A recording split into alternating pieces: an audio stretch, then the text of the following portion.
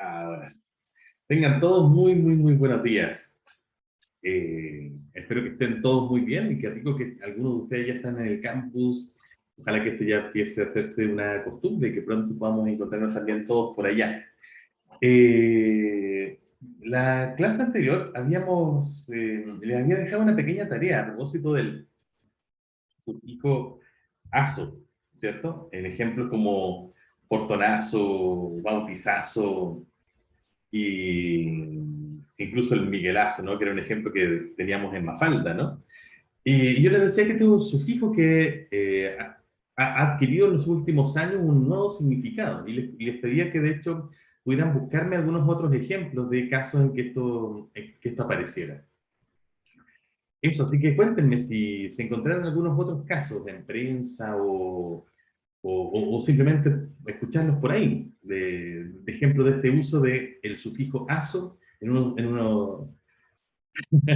Antonio dice que vi unos golazos. Pero fíjense que golazo, claro, ya lo habíamos comentado, ¿no? Golazo sería un caso del aumentativo, ¿cierto? De uno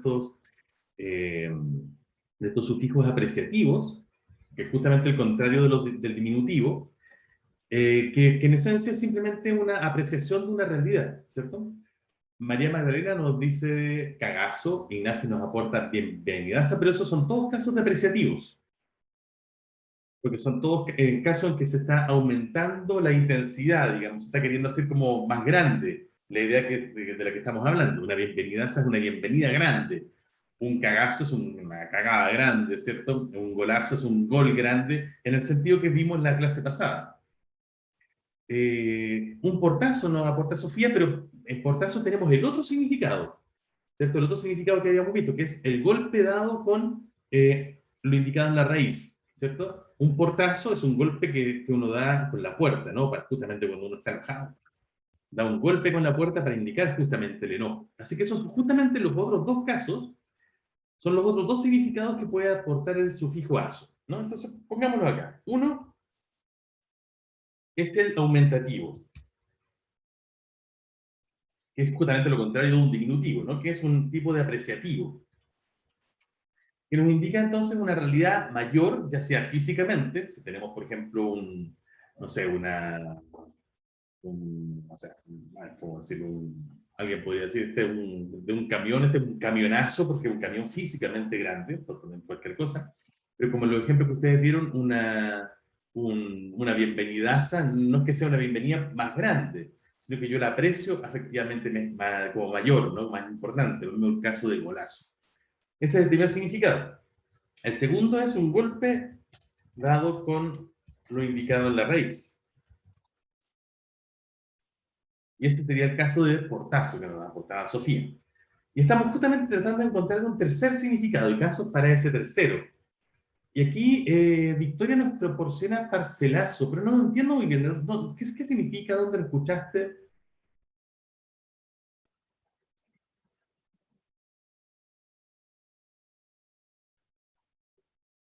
Como una fiesta en una parcela. Mira, eso estaría interesante. Claro, ese es un caso distinto, ¿no? Porque no es una parcela vista como más grande, ¿no? Tampoco es un golpe dado con una parcela, evidentemente, pero sí es posible que uno vea o escuche cosas como parcelazo para hablar de una fiesta. Está interesante eso. Y ahí tendríamos un caso, entonces, de un uso distinto de este parcelazo. Yo les aportaba la vez pasada en los portonazos, ¿no? Ya lo habíamos comentado. Ah, el interazo nos proporciona Antonio. Claro, que fue la fiesta que se hizo un poquito antes del 18 en el Parque Intercomunal, ¿cierto? Que, bueno, causó mucha conmoción porque fue una fiesta, bueno, espontánea casi, o convocada por redes sociales, no organizada formalmente, y que obviamente se excedió todos los límites morales, ¿no? Todos los límites sanitarios, ¿no? Elisa nos habla del tanquetazo, ¿no? Cuéntanos qué es el tanquetazo, Elisa. Si no me equivoco, fue un intento de golpe de Estado como en 1973, antes del golpe de Estado. Sí, creo que tienes razón. En efecto, fue un intento de golpe militar. Tienes toda la razón. Ese fue el tanquetazo, que probablemente tenía que ver con los tanques o tanquetas, ¿no? Ahí tenemos otro ejemplo. Portonazo, interazo, parcelazo, tanquetazo.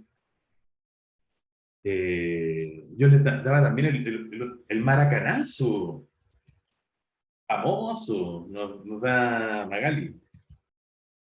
Oye, Magali, para todos los que no son futboleros, recuérdanos qué es el maracanazo. Yo tampoco soy muy futbolera, esto es por mi papá. Es la victoria de Uruguay contra Brasil, ¿o no? En el Maracaná. Sí, claro, eso fue en un mundial que organizó Brasil, el primer mundial que organizó Brasil, que obviamente Brasil, como equipo masculino de fútbol, es la superestrella, y era el primer mundial que organizaron, creo que fue el año 50 o algo así, y estaban todos felices, obviamente, el mundial lo organizamos nosotros, vamos a ganar, y en la final se enfrentaron con Uruguay, y Uruguay les ganó, y eso fue terrible, ¿no? Para todo Brasil. Y ahí se habló justamente del maracanazo. No sé si hay algún otro ejemplo como para darle dar un último y redondear esto que estamos viendo. Profe, ¿Sí, Juan Pablo? es que siguiendo con la línea del fútbol, cuando por ejemplo, no sé, po, Messi llegó al Paris Saint-Germain, se decía como bombazo en el mercado, pero no sé si apunta a lo mismo. Está interesante eso. Yo diría que un bombazo, pero podríamos ponerlo, pero se acerca un poco más a esto, porque un bombazo o no.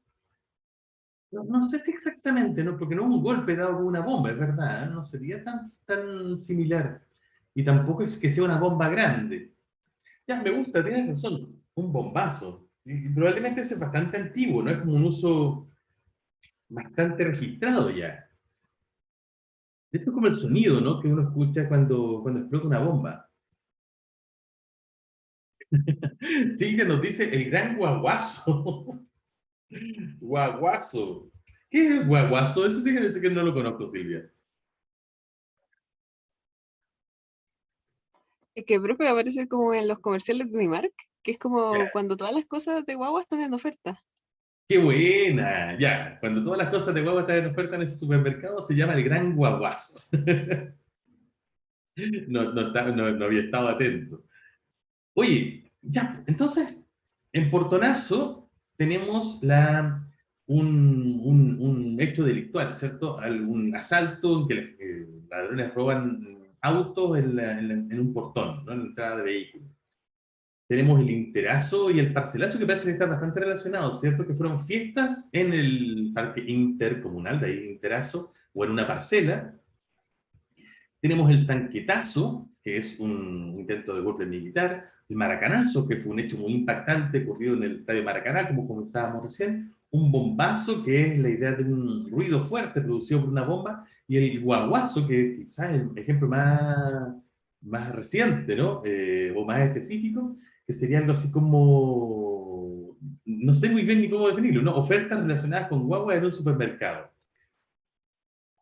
Son En todos estos ejemplos, el lazo aporta algo parecido, es distinto. ¿Qué hipótesis podríamos proponer para...? Porque claramente no es un aumentativo en el mismo sentido que vimos al principio, ni un golpe dado con la raíz. ¿Qué hace ASO en estos ejemplos? ¿Y qué podríamos inferir? O quizás hay más de un significado que se está dando. Cuéntenme, ¿cómo los agruparían? ¿Y qué significado les proporcionaríamos a este significado de ASO?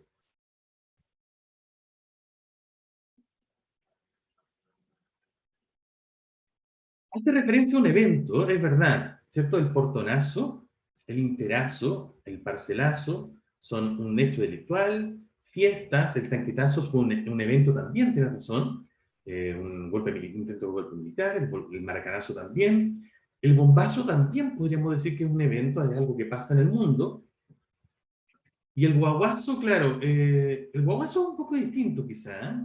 ¿O sí? Como acciones memorables, ¿sí? Es como, tienes razón, Sofía, ¿no? Son eventos, como nos dice Victoria, pero que además causan una especie de impresión duradera, ¿no? Son eventos memorables, como dice Sofía. Entonces son eventos impactantes, podríamos decir. Yo creo que por ahí puede ir, ¿no? La idea de impacto, de algo que genere impacto, es lo que está asociado con el ASO. Entonces podríamos, yo creo, hipotetizar algo así, ¿no? Una tercera acepción de este sufijo aso, probablemente bastante relacionado igual con los otros dos, pero un poquito distinto es evento memorable. Me gustó cómo lo definieron. Un evento memorable. Entonces, es como indicar que la raíz se refiere a un evento memorable. Entonces, claro, en distintos sentidos, ¿no? El maracanazo, claramente, es un evento muy memorable del Maracaná, lo mismo el tanquetazo, pero también un portonazo es memorable en otro sentido, porque la gente, por supuesto, queda un poco traumatizada con eso. Incluso está el guaguazo, ¿no? En que, como una campaña publicitaria que se quiere decir, esto es maravilloso, extraordinario, todo el mundo se va a acordar después de esto.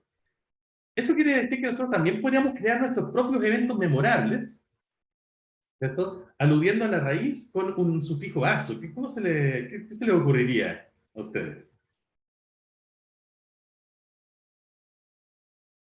Por ejemplo, si yo creara ahora el novatazo, esa palabra, ¿a qué podría aludir?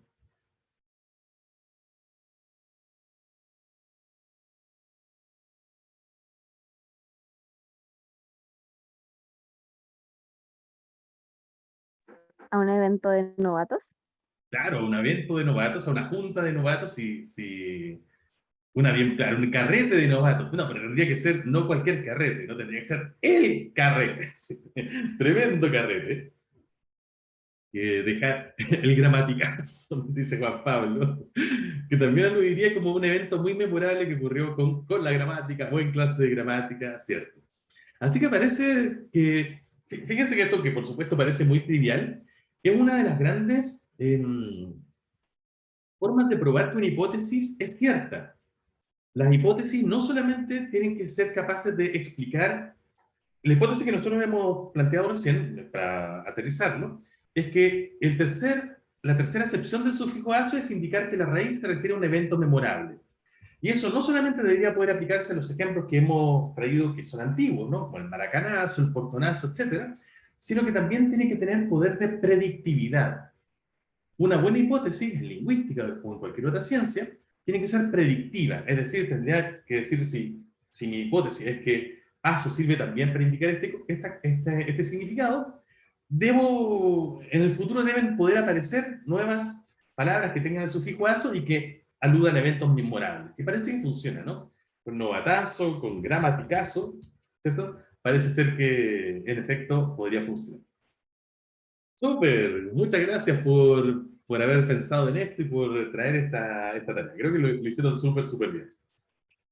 Bueno, y ya para ir terminando con la idea de los sufijos, esto me trae al recuerdo también la idea de que existen sufijos que se han ido creando, algunos un poco jocosamente y otros con ya más uso normal, que son sufijos que no son sufijos clásicos, que no vienen de una tradición hispana o basada en la lengua madre del español, sino que son sufijos que se han creado modernamente. De hecho, creo que fue Victoria en el chat hace un ratito. Claro, fíjense en Victoria, si tienen abierto el chat, a las 9:03, les voy a copiar cuál fue el comentario que hizo. Victoria, ¿me lo permites? Fue este.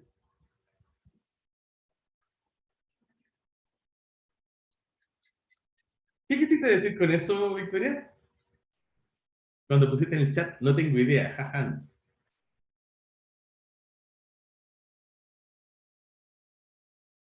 Ay, se lo durmió la Victoria.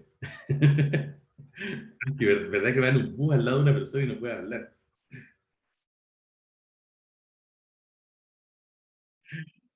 Oye, ¿cómo interpretan entonces que pueda hablar este comentario que hizo Victoria en el chat?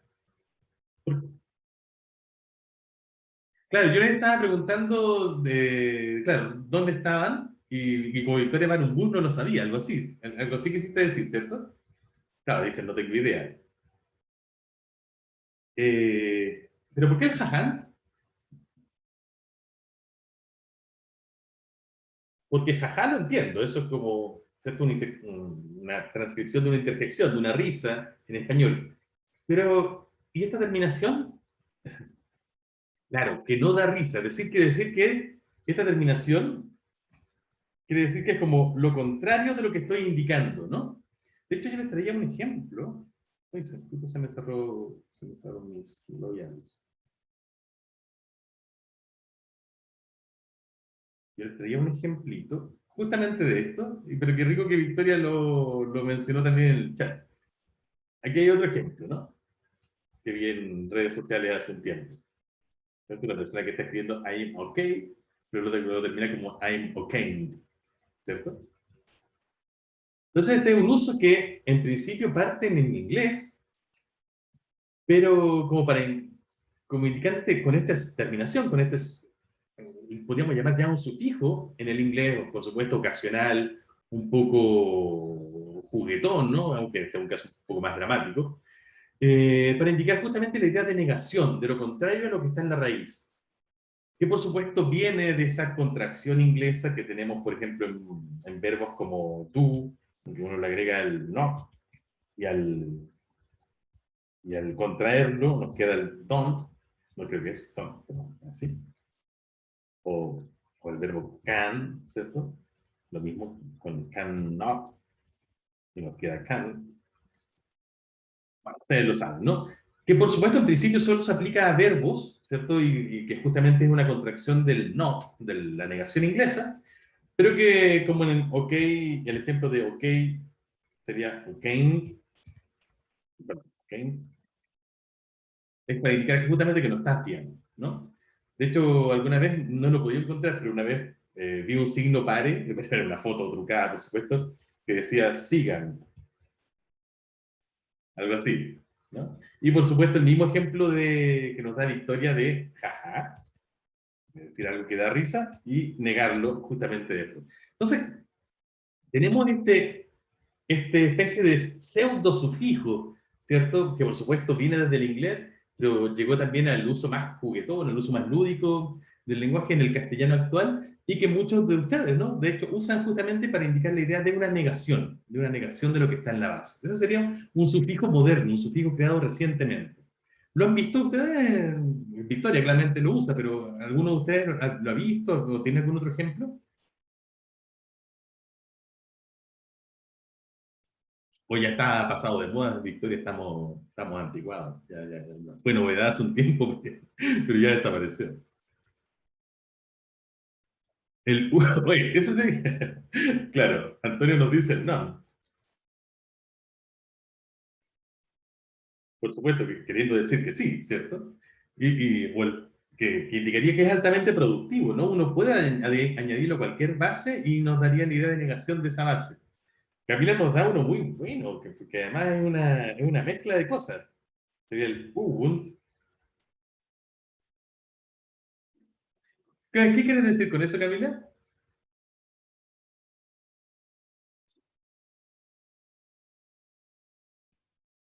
Oli, es que viene como de Ubuntu, es como algo cute, como algo tierno.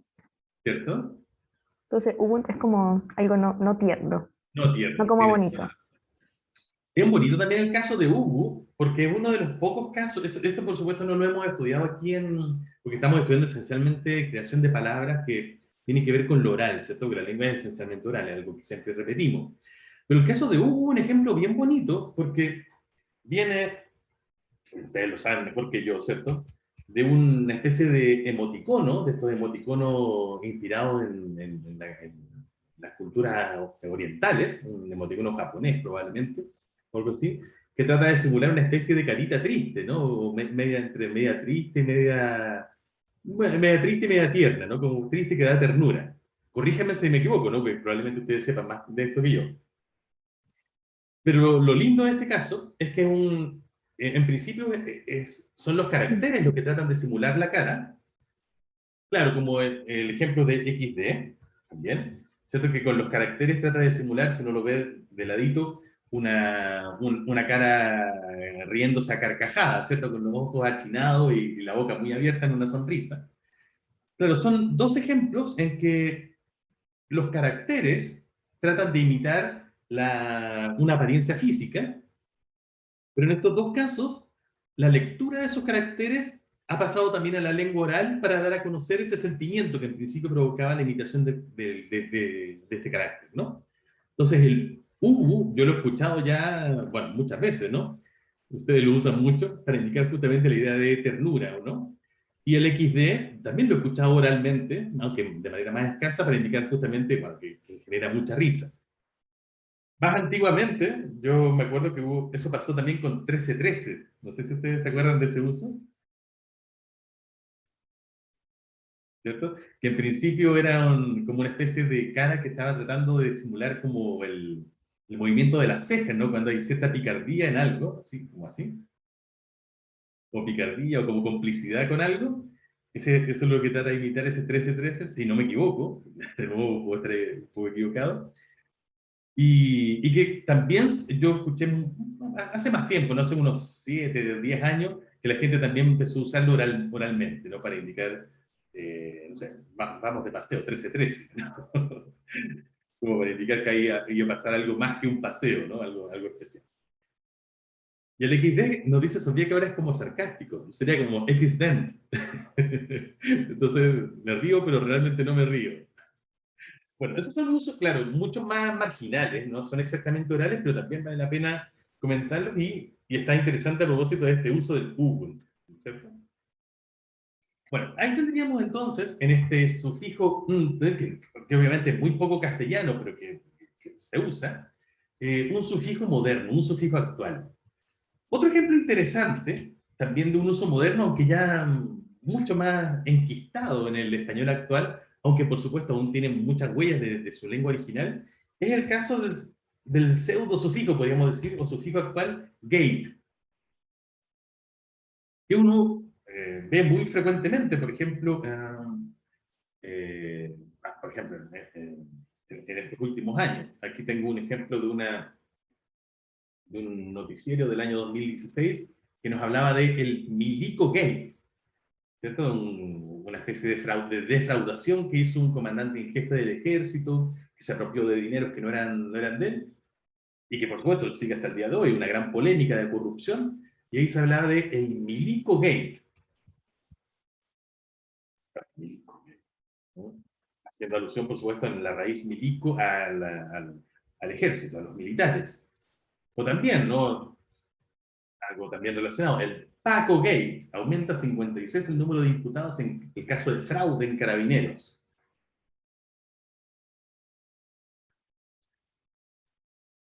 O incluso algo más cercano a ustedes, aunque esto pasó ya hace unos 2 o 3 años, hace unos años hubo una polémica en la FEUC, ya que había 60 millones de déficit en una celebración de una semana novata, y eso se lo bautizó como el FEUC Gate. El FEUC Gate. Y probablemente ustedes conocen otros ejemplos, ¿no? De este uso de gate, de este sufijo, añadido a la raíz para dar un cierto significado que es bastante claro, ¿no? La idea de una especie de escándalo sobre todo relacionado con finanzas, pero escándalo político en general, o escándalo social de alguna manera, ¿no? ¿Tú no lo conocías, Sofía? ¿Alguien tiene algún otro ejemplo?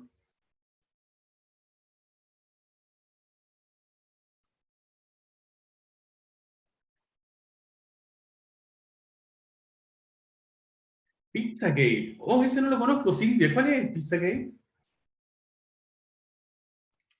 Es que Pizzagate era algo que yo me acuerdo que investigaba mucho, que eran casos de pedofilia. Uy, ¿y qué tenía que ver con la pizza? Que pizza, no me acuerdo bien, pero parece que significaba de niñas. Y había otra cosa que significaba niños. Ah, era como el pizza, la palabra pizza ahí era como una especie de nombre en clave para hablar de los niños. De las niñas específicamente. Ah, no lo sabía, ya. O sea, Claramente era súper entonces, turbio. Sí, tremendo, ¿no? Entonces, claro, era como una especie de palabra clave para designar a niños, niñas menores de edad en en este uso, claro, en esta perversión, y claramente algo escandaloso, ¿no? Se destapa y hablamos del Pizzagate, ¿no? Oye, aquí ya hay más ejemplos. Eh, Antonio nos habla del FIFA Gate. ¿Qué sería el FIFA Gate? ¿Nos recuerda, Antonio? La verdad es que no estoy demasiado enterado, pero fueron unos casos de corrupción en la FIFA hace unos años. Perfecto. También entonces son, pues si se fijan, son todos casos o de corrupción, que son bastante comunes, o de escándalos financieros, o en el caso de Pizzagate, que si mal no recuerdo, Silvia nos estaba comentando recién. Eh, Perdón. Creo que fuiste tú, Silvia, me acabo de olvidar. Casos también simplemente escandalosos, ¿no? Grandes escándalos. Bueno, Juan Pablo sabe de dónde viene todo esto, ya que lo anotaste en el chat. Juan Pablo, ¿de dónde viene esto? ¿De dónde viene esta idea del gate? Para usar como la idea de que el sufijo gate implica una idea de un escándalo. Ay, es que creo que era porque la oficina donde se robaron unos documentos bajo el gobierno de Nixon al inicio de la década de los 70 en Estados Unidos se llamaba oficina Watergate, ¿no? Sí, por ahí, muy cerca, muy cerca. En realidad, era el nombre de un hotel. Ah, eso. Era el nombre de un hotel, Watergate, donde se dieron unas conversaciones privadas que luego unos periodistas desenmascararon y que condujo al fin del gobierno de Richard Nixon en Estados Unidos en los años 70, porque fue como una gran polémica. En ese tiempo los presidentes eran figuras inmaculadas, ¿no? Era muy raro que un presidente fuera atacado o se le descubriera algún escándalo de corrupción. ¿Hay una película sobre eso, Juan Pablo? Nos pones en el chat. La película The Post. Sí, actúa Meryl Streep y Tom Hanks, de hecho, Genial, del la mismo vamos caso. a ver entonces. Bueno, Peliculaza. eso fue el escándalo Watergate, ¿cierto? Que era el nombre del hotel.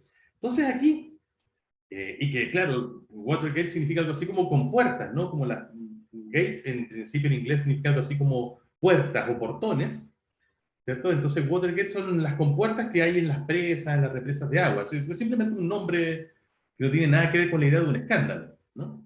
Creo que aparece en Forrest Gump, tienes razón, Antonio. Pero aquí entonces la cultura inglesa, la cultura de habla inglesa, tomó este gate y empezó a aplicarlo entonces como una especie de sufijo moderno a todos los casos en que hubiera ciertos escándalos en que se hubieran involucrado sobre todo políticos. Y eso pasó en inglés y luego se trasladó al castellano, ¿no? Y nosotros ya tenemos ese uso de gate o gate para indicar justamente, para bautizar en realidad cualquier nuevo escándalo, un escándalo relacionado con lo que estamos mencionando en la raíz. Entonces aquí también tendríamos un sufijo moderno, aunque al igual que en el caso de este nt, también mantiene huellas muy claras de su origen inglés, ¿no? En este caso de un origen ajeno. Sería un caso interesante de mezcla entre la idea del préstamo y la idea del sufijo, ¿no? Porque no traemos la palabra completa o la raíz, como en los casos de los préstamos que habíamos visto, sino que traemos afijos de otras lenguas que funcionan también en castellano. Eso. Ya, hasta ahí con los sufijos. Porque como ven, nos dieron mucho juego, muchas cosas interesantes, entretenidas de ver. Pasemos ahora rápidamente a los prefijos. Bueno, formalmente ustedes ya lo saben bien, los prefijos, de manera correspondiente, podríamos decir complementaria a los sufijos, son esos afijos que aparecen antes de la raíz, ¿no? Se adjuntan antes de las bases, antes de la base léxica. Y hay un montón, ¿no? Y tienen significados muy variados. Por ejemplo, pueden indicar una cantidad. Por ejemplo, si tenemos la palabra semidios, tenemos el prefijo semi, que indica la mitad de algo. Y ya tenemos, por ejemplo, una palabra también como semicorchea, que justamente tiene el tiempo de la mitad de una corchea.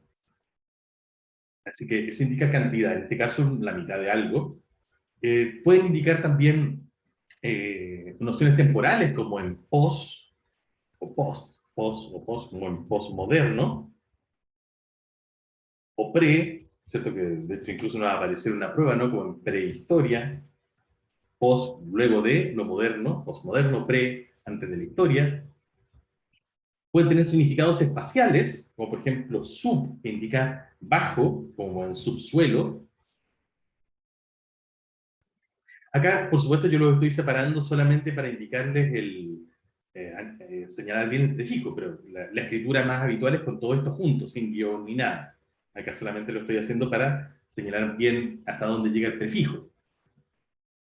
Otros no que indican negación, como im o su variante in en imposible o innecesario, por ejemplo.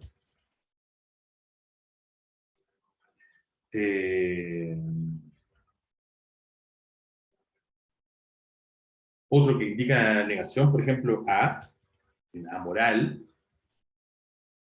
Bueno, hay un montón, por supuesto, un montón de prefijos y cada uno con sus significados, aunque por supuesto los más habituales son justamente estos, ¿no? Los que indican algún tipo de cantidad, caso de semidios, semicorchea, pero también, por ejemplo, pluri, que significa muchos, en un pluriempleado,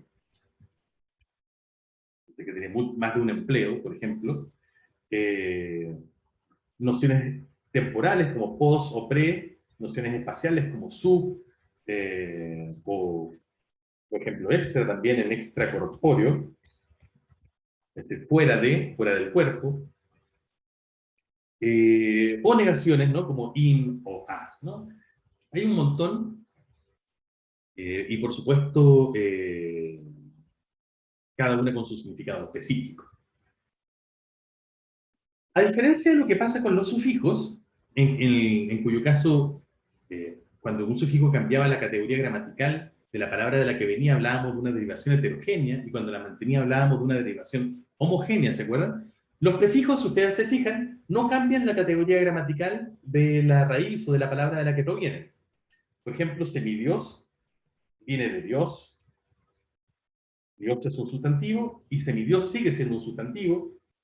Lo mismo pasa en corchea, perdón, voy a poner bien el símbolo, corchea a semicorchea, los dos son sustantivos, empleado a pluriempleado, pueden ser tanto sustantivos como adjetivos, pero los dos son lo mismo, se pueden emplearse en esos dos, como esas dos categorías.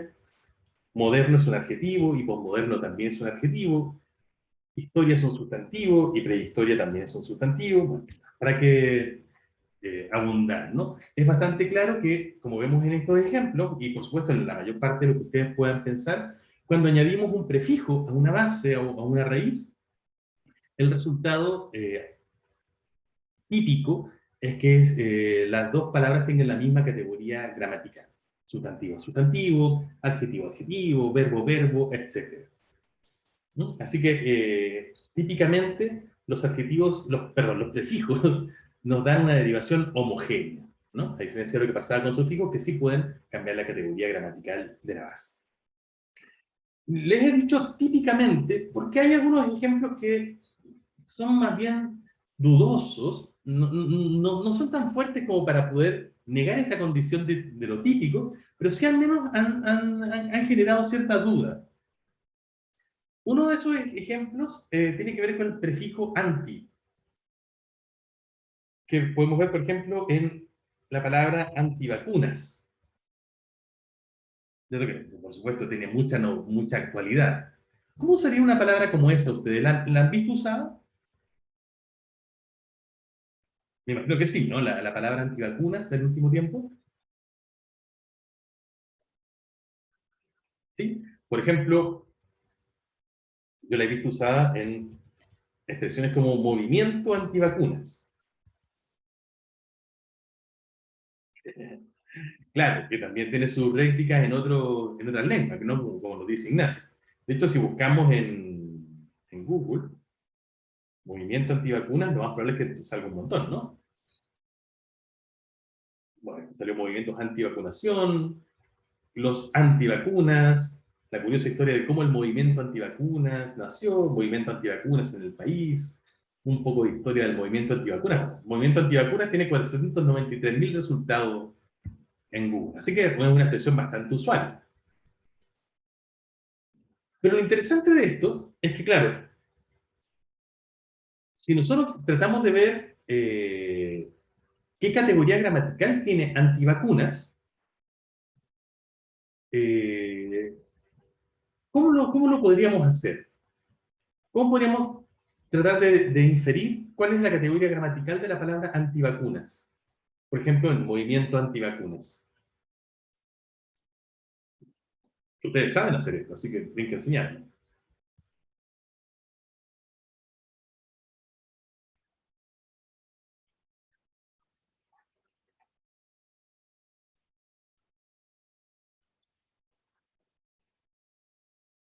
Pues, quizás se congeló la imagen.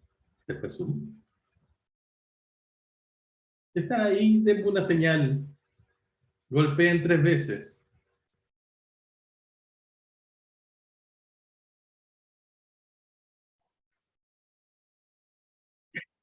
Hago la pregunta de nuevo. Gracias, Sofía.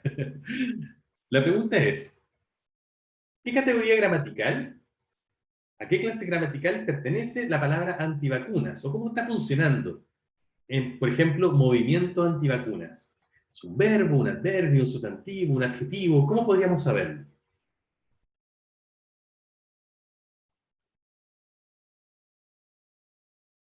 En ese caso es un adjetivo, ¿no? ¿Y cómo podríamos argumentar a favor de eso, Antonio?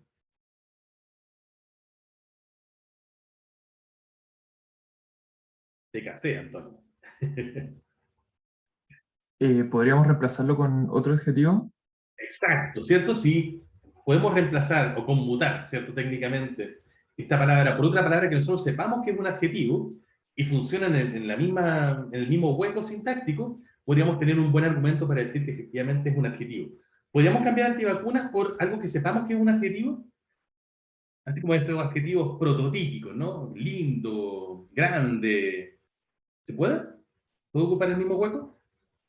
Para mí Fabuloso. no sé, me estoy complicando. Por ejemplo, si yo hablo de un movimiento fabuloso, como nos dice Elisa, ¿funciona? ¿Puedo ocupar esta misma posición que originalmente ocupaba antivacunas? A mí me parece que sí, ¿no? Que funciona bastante bien. Igual, dice Sofía. Un movimiento lindo, también, ¿cierto? Por supuesto, aludiendo a un movimiento, no como un movimiento político, un cierto tipo de actitud o de organización. Un movimiento grande también funciona, me parece a mí. Entonces, efectivamente, parece ser que lo que viene después de la palabra movimiento, que es un sustantivo, y modificándolo, parece que típicamente es un adjetivo. Entonces, antivacunas sería también un adjetivo, como nos dice Antonio, o al menos podemos argumentar a favor de eso. ¿Antonio? Me hace un poco de ruido que haya que ponerle el un para que funcione con los otros adjetivos, porque siento que se me hace raro el un movimiento antivacunas. Siento que Bueno, sí, sí, te entiendo. Lo que pasa es que le puse el un solamente para darle un contexto un poco mayor, ya que el un es una de las palabras que caracteriza al sustantivo, ¿no? Claro, y probablemente te hace ruido con un movimiento antivacunas, ya que el movimiento antivacunas es uno solo, entonces es raro tratar de cuantificarlo, porque implicaría, me hace inferir enseguida que existe la posibilidad de más de uno. De hecho, aquí le quedaría mucho mejor el artículo definido, el movimiento antivacunas.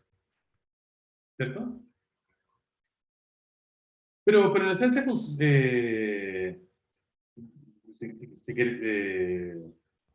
a ver, Ignacia nos dice en el chat que igual puede ser uno en el sentido de que el movimiento puede tener varios matices y razones de ser.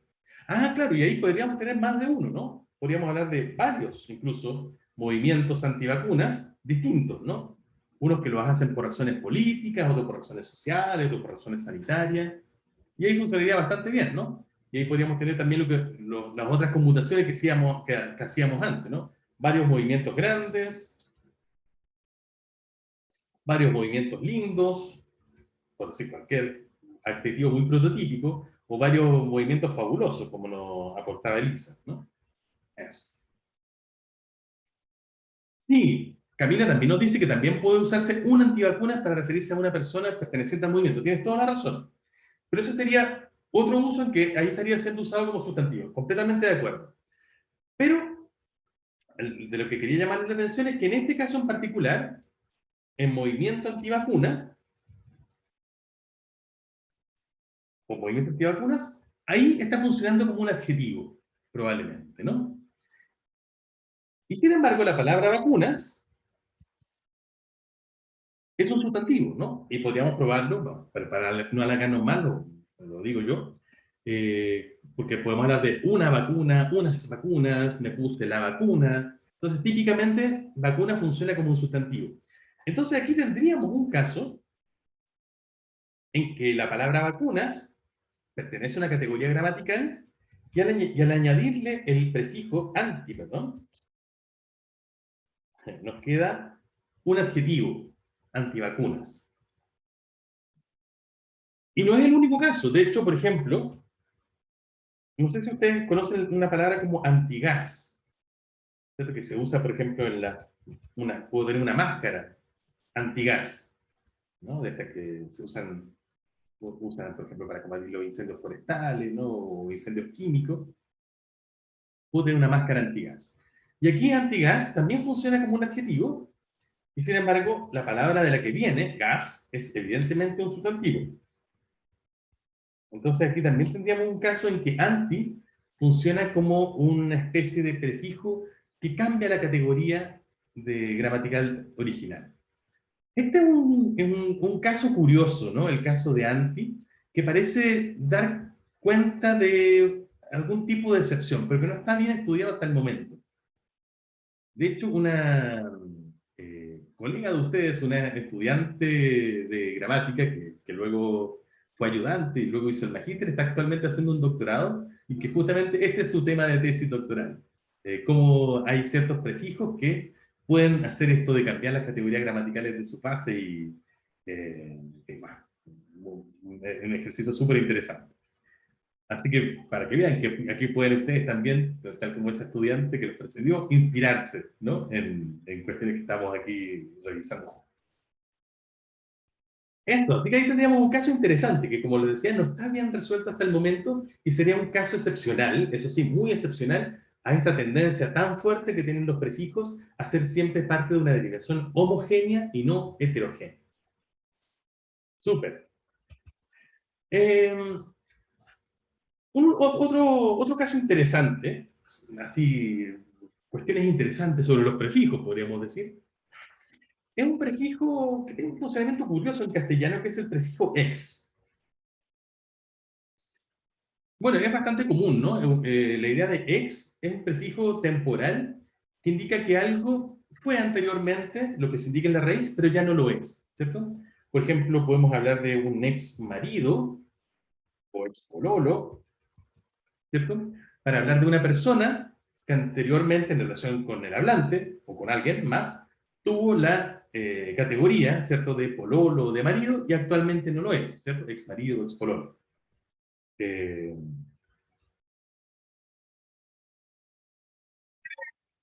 bonito el ejemplo de Ignacia. Claro, una vez volvió con su pololo y decía que era su ex. Eso está muy lindo. Y después volvieron una tercera vez, Dios mío. Es reincidente. Bueno, ese es un ejemplo muy bonito, les voy a adelantar algo, porque también con ex pasa algo muy bonito que vamos a ver en una clase posterior, y es que la misma palabra ex, perdón, el sufijo ex, luego ha sufrido una especie de resignificación, y ya no es un sufijo, sino que es una palabra, y que es la palabra ex, ya no actuando como un prefijo, perdón, dije sufijo, no actuando como un prefijo, sino que actuando como palabra sola, alude a la idea de una expareja, ¿cierto? De hecho, como dice Ignacia, tú puedes presentar a alguien diciendo, mira, este es mi ex, por ejemplo. Y nadie piensa que es un ex ministro o que es un ex profesor, ¿no? Piensa que fue la pareja previa de esa persona, como muy bien nos dice Ignacia. Entonces, en los ejemplos que nos da Ignacia, cuando dice que esa persona es un ex, claro, está usando ex primero como prefijo y ex también como raíz, como palabra, ¿cierto? Ya. Juan Pablo. Profe, es que siempre he tenido la duda si eso se escribe junto o separado. Porque, por Mm, ejemplo, no es lo mismo si yo digo expreso, como alguien que estuvo en la cárcel, que expreso. sí, claro, ahí la razón sería una posible confusión, ¿cierto? Claro, aquí hay un problema, pero hay un problema mayor, que bonita la pregunta. Denme algunos ejemplos más antes de entrar a esa pregunta, porque justamente quiero ir hacia esa. ¿En qué otros casos usaríamos ex, que no suenan solamente para relaciones sentimentales, como el ex marido, ex pololo? Extraordinario nos dice Ignacia, pero no, porque ese es extra, en realidad, porque ahí la raíz es ordinario, y extra es lo que se sale de lo ordinario, es más allá de lo ordinario. Así que ahí el prefijo es extra, no ex. La idea de ex, recuerden, es la idea de que algo fue previamente. Ya, era un juego de palabras, claro. Algo fue anteriormente y ahora no lo es. ¿Qué otro ejemplo, aparte de ex marido o ex pololo, tenemos de ex? Profe. ¿Sí? Y expropiado. Mira, ese es un bonito caso, tienes razón, pero claro, la idea de expropiar es un caso, oye, tendría que revisarlo un poco más, porque a mí me da la idea de que es una palabra que, si bien entendemos, es un poco opaca, ¿no? Porque en principio, por supuesto, eh, bueno, es como que viene de propio, es decir, algo que le pertenece a alguien, y si yo lo expropio, ya no es de esa persona, algo así. Pero es un poco raro porque expropio o expropiar es más bien un verbo, mientras que propio es un adjetivo. Así que algo raro hay ahí, no es tan habitual. Así que me tinca que eso es un cultismo, es una palabra que probablemente venga del latín. Claro, como nos dice, como Antonio nos da un ejemplo parecido, como el caso de exhumar, ¿cierto? Que es sacar los restos de una persona, en que ex probablemente se usaba como un verbo latino. Así que por eso no es tan normal para el castellano. No, hablo de ejemplos un poco más habituales, ¿no? Por ejemplo, si alguien es un ex profesor, ¿cierto? Es porque, o más, incluso más habitual, un ex alumno, ¿cierto? Son personas que tuvieron esa categoría en algún momento y que actualmente no la tienen, ¿cierto? ¿Algún otro ejemplo? Solo para no tener solo ejemplos que le he dado yo.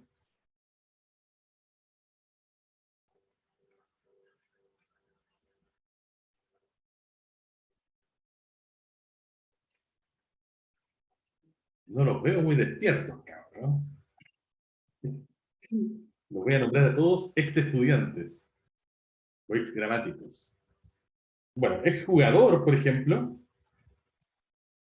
que hay bastantes ahora como comentaristas deportivos, por ejemplo. Ex ministra, nos da Juan Pablo, súper. Ya, súper bien. Bueno, claramente entonces ex funciona en todos estos casos como un prefijo que da la idea de, alude a que la raíz tuvo en algún momento una categoría, marido, pololo, profesor, etcétera, y que actualmente no la tiene. Sin embargo, algo que pasa re interesante con ex es que parece ser un prefijo que tiene alcance, es decir, tiene influencia, muchas veces más allá de la palabra a la que se adjunta, o a la raíz a la que se adjunta. ¿Qué quiero decir con esto? Lo normal es que las raíces, perdón, que los prefijos, o los afijos en general, como hemos visto en todos los casos de acá, semidios, pluriempleado, subsuelo, etc., tengan alcance, es decir, tengan influencia de significado sobre la raíz, y no sobre otra cosa. Pero en ex pasan cosas como, por ejemplo, yo puedo tener, por ejemplo, un ministro de Economía, y puedo decir que tal persona es ex ministro de Economía. Pero fíjense que esa persona que yo presento como ex ministro de Economía puede ahora ser ministro en otra área. Por ejemplo, no sé, la persona tal, la persona X, que anteriormente era ministro de Economía, ahora es ministro de Relaciones Exteriores, por ejemplo. En ese caso, si esa persona tiene actualmente la categoría de ministro, lo que no es tan raro en nuestro mundo político, no sería propio hablar de decir que ese ex tiene alcance solamente sobre la palabra ministro, porque no es un exministro. es ministro actualmente. Realmente es exministro de Economía. Es como si tomáramos toda esta frase, toda esta estructura sintáctica, y el prefijo en realidad aludiera a toda la frase en vez de aludir solamente a la raíz, que es lo típico de los prefijos. Lo mismo pasa, por ejemplo, si hablo de una persona que era director técnico de, por ejemplo, Colo-Colo, y que ahora pasó a dirigir, no sé, a la Universidad de Chile. Yo podría decir exdirector técnico de Colo-Colo. Sin embargo, aquí nuevamente este ex no tendría alcance sobre director, o ni siquiera sobre director técnico, sino que tiene alcance sobre toda la expresión director técnico de Colo-Colo, porque actualmente sigue siendo director o director técnico, pero de otro equipo. Entonces, este es un caso divertido, un caso raro, que es un prefijo raro, porque en vez de tener alcance, influencia significativa, aclaro, sobre la raíz, que es lo típico, decía, de los afijos, tiene un alcance mayor, un alcance sobre frases más largas. Y esto contraviene todo lo que nosotros decimos de la morfología, que la morfología y la sintaxis son dominios separados, ¿no? Recuerden cuando recién definimos la sintaxis y la morfología, decíamos que los morfemas formaban palabras, y las palabras eran el techo de las relaciones morfológicas y el piso de las relaciones sintácticas. Es decir, hay una especie de frontera muy clara entre la morfología y la sintaxis. Y aquí tenemos un prefijo, un morfema, ¿cierto?, que parece superar, ¿no?, transgredir ese límite, porque tiene influencia no sobre una palabra o sobre otro morfema, sino que supera el límite de la palabra y tiene influencia sobre una frase completa. Y entonces, para terminar ya y responder a la pregunta de Juan Pablo, esto hace entonces que este ex, especialmente cuando nos enfrentamos a casos como este, sea raro poner el ex como simplemente ex ministro así, de Economía, o ex director técnico de Colo-Colo, así. De hecho, ahí tenemos una tendencia a poner más bien el ex como así, o incluso así, con un guión, separando el ex de la otra parte. La recomendación actual de la academia y esas organizaciones es que no, que como ex es un prefijo, se escriba junto a la base, ¿sí?, como todo prefijo. Pero ustedes, y aquí Juan Pablo fue quien lo trajo a colación, hay una intuición también de que ex no es un prefijo cualquiera, y por eso tenemos esa tendencia tan fuerte a escribirlo más separado y con guiones. Porque de hecho, justamente, es un prefijo raro. Ya, chicos, lo dejamos hasta aquí. La próxima semana nos vemos, ¿no? En la semana de receso. Les deseo a todos que tengan una excelente semana de receso. Veo que están cansados. Justamente porque ya no intervienen con tanta frescura como antes. Así que descansen mucho, pásenlo bien y vuelvan con energía renovada para que nos veamos ya el lunes dentro de 2 semanas. Cuídense mucho. Un fuerte abrazo. Nos vemos pronto. Chao. Chao, Chao, profe. profe. Muchas gracias. Chao, que esté profe, bien. cuídese. Chao, profe, gracias. Ustedes.